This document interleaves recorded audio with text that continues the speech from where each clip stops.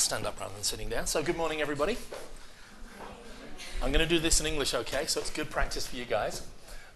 Is everybody comfortable with me speaking in English? Everybody okay? Alles klar? Kein Problem? Good. All right. As Sabine mentioned, my name is Martin. I work for Global Village English Centres. We have 4 schools in Australia. We're located very much in smaller locations. Our main city location is Brisbane, which many of you will probably be visiting. But we also have schools in Sunshine Coast, which is just north of Brisbane. Noosa, which is probably our biggest school, that's north of Brisbane as well. And we also have a centre in Byron Bay. So we have a total of 4 different schools. We've also got an associate school down in Sydney. We've been working with Sabine and with Sebastian for many years now. We feel they give fantastic advice to people going to Australia on working holiday. And we collaborate quite a bit with students who come and want to improve their English at the start of their working holiday course. What I'm going to talk to you today about is just a general overview, general introduction to your stay in Australia.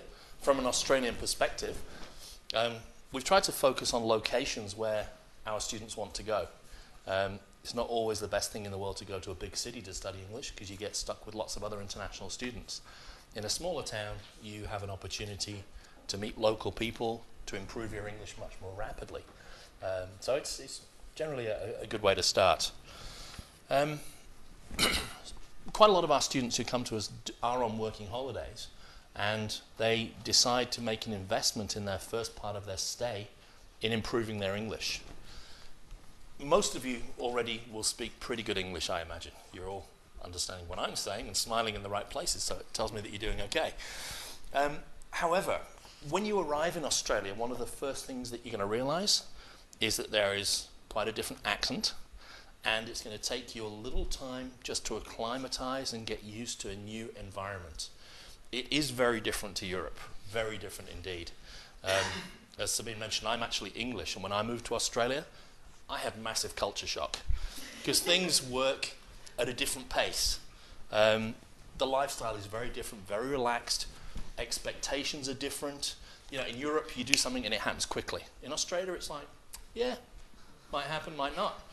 I moved into my house. I was trying to get somebody to come and fix a leaking tap. The problem was I live in Noosa, and when the surf is good, impossible to get a plumber. You know, so that was sort of the mindset that I had to change quite rapidly. And the day I wanted to get a plumber, the surf was great. There were big waves, so everybody was at the beach. So I had to wait 3 days to get a plumber. So it's a change in your attitude and your expectations. What we propose in our schools, and it's not a hard sell here, this is just advice really as background. We often say, look, when you arrive in Australia, you've got 12 months ahead of you. Make an investment in the first month or so in maximising the benefits that you're going to get for the rest of your stay. Make an investment in making sure your English is up to the level that is going to be required. Basically, as a general rule, the better your English, the better your job prospects. If you speak very fluently, you're going to find a good job. Bless you. You're going to find a good job in a restaurant, in a bar, in a hotel, front of house, using your English every day. If your English isn't as good, you're going to start in a not such a nice job. And let's face it, we've all done horrible jobs. I've done some horrible jobs. Not because my English wasn't good, but just when I was a student.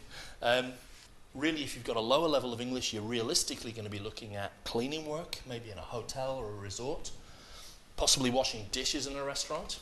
Okay, so your language development isn't going to happen as quickly in that kind of job because it's going to be, David, please wash these dishes. Okay, and that's going to be it. But if you're front of house, if you're taking orders in a restaurant, you're in front of house in a hotel, you're going to be interacting with people, your English is really going to improve massively. So we say, look, at the start of your course, think very carefully about making an investment in a little bit of language study. I won't go on too much because Sabine has got lots of information about this. She has many students who come to join us. So if you are interested and you think you might want to do a little bit of English to start off with, have a chat with her. Basically what we can do, we can arrange to meet you at the airport, find you some accommodation for the first month, help you to improve your English, prepare you by doing the GV workshop program, and then during the time that you're with us, you've got an extremely strong chance of finding a job straight away. So I won't say any more about our courses, but Sabina's got all the information that you might need. In terms of where to go in Australia, you've probably all been looking at maps and guidebooks. You've all got a Lonely Planet and you're thinking, I want to go there and I want to go there, and everyone's told me about this. What we've noticed as a school, being in a smaller town, is that we're starting to see a change in people's travel patterns in Australia. Traditionally, people would normally go to begin in a big city. And that's usually because you've heard of the big cities. You've heard of Melbourne, you've heard of Sydney, you may have heard of Perth, you may have heard of the Gold Coast. And that's fine. I mean, there's a lot of advantages to being in a big city. You've got a lot of infrastructure, it's an exciting place to be, it's a good place to start. But what we're starting to find now is over the last probably 12 to 18 months, is people are starting to find it tougher and tougher in the big cities as a place to start. Now your flight is going to arrive in one of the big cities. You're going to have to fly into Brisbane or Melbourne or Sydney, but that doesn't mean you have to stay there. Obviously, by all means, if you're going to Australia, you must go to Sydney, you must go to Melbourne. They're great cities, they're world cities. But as a place to begin, we're starting to see that perhaps they're not the easiest places for you to start.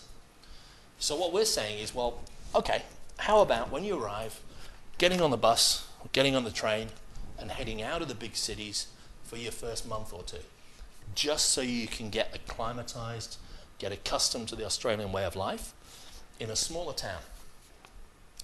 Big advantages of the smaller locations are, first of all, cost. It's much cheaper to live in a smaller town than in a big city. I'll give you an example of Noosa, where one of our schools is. I was speaking to a Swiss girl a couple of weeks ago. She and a friend rent a room in a shared house.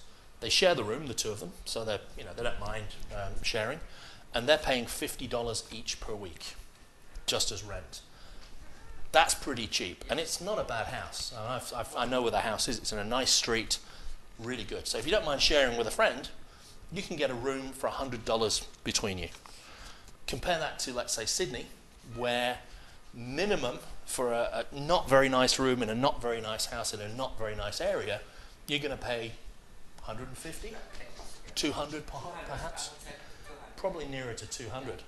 Also, that's not going to be close to the centre. So every day you're going to have to pay train fare or bus fare to get from the accommodation into the city. Over a week, that adds up. That money starts to disappear very, very quickly. The other advantage of a smaller town is quality of life. When you get to Australia, you realise some of the towns are just so nice, relaxing places to be, not stressful. You can walk to work, you can walk to school, you can walk to the beach. You can't put a price on that. It's a really nice sort of, you feel relaxed, you feel comfortable. You're not stressed like you are in a big city. As I said, accommodation is easier to find. The big thing as well is that often work is much easier to find.